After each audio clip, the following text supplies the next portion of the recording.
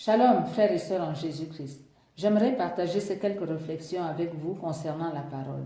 Bien-aimés, la parole qui sort de quelqu'un est aussi performante et puissante que la personne elle-même qui l'a émise ou créée.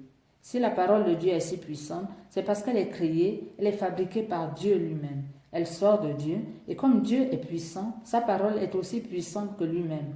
Dieu est la puissance la plus puissante si vous voulez. Et votre parole à vous est aussi puissante que vous l'êtes vous-même. Amen. Et Dieu est dans sa parole. Vous aussi, vous êtes dans la vôtre, parce que vous serez jugés selon la nature de vos paroles, toutes celles que vous émettez étant sur terre à travers votre chair. Amen. Et la parole est vivante. Elle agit. Jésus a dit que ses paroles sont esprit et vie et que Dieu est esprit. Vos paroles aussi sont esprit et elles sont vivantes. Lorsque vous parlez, vous créez, vous les créez. Et ces paroles agissent, elles ont de l'impact parce qu'elles sont vivantes. Faites une expérience. Dites une parole de votre choix à un inconnu dans la rue, sans le toucher physiquement. Vous verrez qu'il réagit à votre parole. Alors, attention à ce qui sort de nos bouches, parce que nous avons du pouvoir quand vous parlez à quelqu'un ou quand vous vous parlez à vous-même. Amen. Et la parole prend chair. La vie est dynamique, bien-aimé, l'esprit est dynamique. Ces paroles que vous avez créées vont tout faire pour vivre, pour subsister, pour exister, pour se matérialiser. Votre parole passe par votre chair, terre. C'est pourquoi Dieu parle à travers des humains, des terrestres, pour que sa parole se matérialise, pour que ces paroles prennent chair, terre, parce que c'est la terre qui donne chair à la parole. Amen.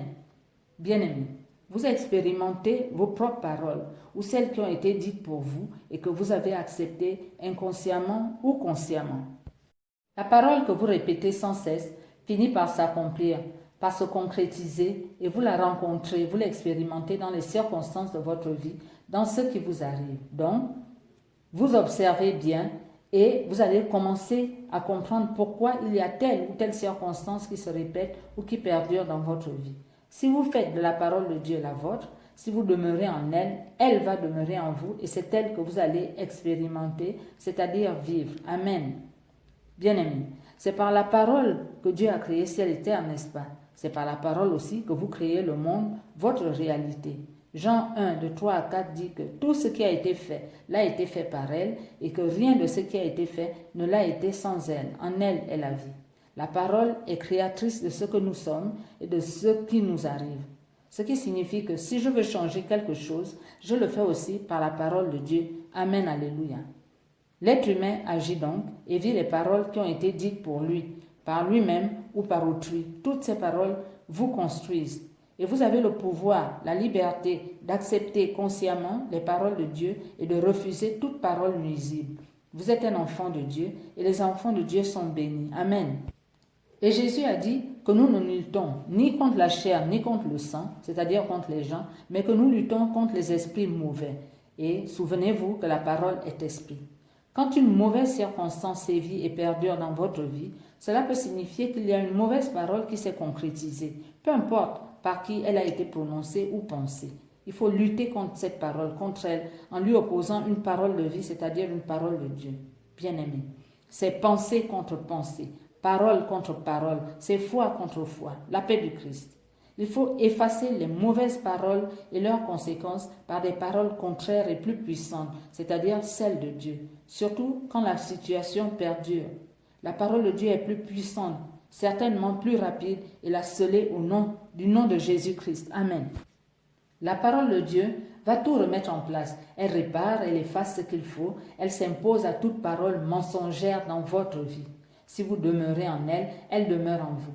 Alors, demandez ce qui est à vous. Choisissez la bonne parole de vie pour vous. Dans le premier combat que Jésus a mené, le Seigneur a opposé à Satan les bonnes paroles et l'autre est parti vaincu. Si des pensées contraires, des paroles contraires ou même des personnes contraires vous tiennent un autre discours, ne vous découragez pas. Tenez ferme. C'est un combat que vous êtes en train de mener. Tenez bon. Dieu est dans sa parole, il est donc avec vous. La méchante parole, l'esprit, aussi voudra résister pour continuer à agir dans votre vie, pour rester vivante auprès de vous. Renoncez à elle, éliminez-la, remplacez-la à haute voix pour que vos oreilles entendent. Opposez-lui le sang de l'agneau de Dieu. Alléluia. Jésus a dit que lorsqu'une maison est nettoyée et restée vide, l'esprit impur revient avec des amis plus forts. Donc, engagez-vous dans ce combat jusqu'au bout, jusqu'à ce que vous voyiez les choses changer, des ténèbres à la lumière. Amen. Bien-aimés, on bénit par la parole, on maudit par la parole, et ça prend effet si vous l'acceptez. Un frère avait par exemple son ennemi qui proférait des malédictions sur lui tous les matins. Lorsqu'il l'a su, il s'est mis à proclamer des bénédictions bibliques sur lui-même à tout moment au nom de Jésus-Christ et sa situation a changé. Malédiction, c'est mal dire, donc mauvaise parole. Bénédiction, c'est bien dire, donc bonne parole. Votre vie, notre vie, nos vies sont une série, un ensemble de paroles, esprits vivants en action qui se sont incarnés, qui ont pris chair. Pour changer votre vie, changez vos paroles. Prenez la parole de Dieu, elle est vie et elle est Esprit Saint. Amen, alléluia. La paix du Christ. Amen.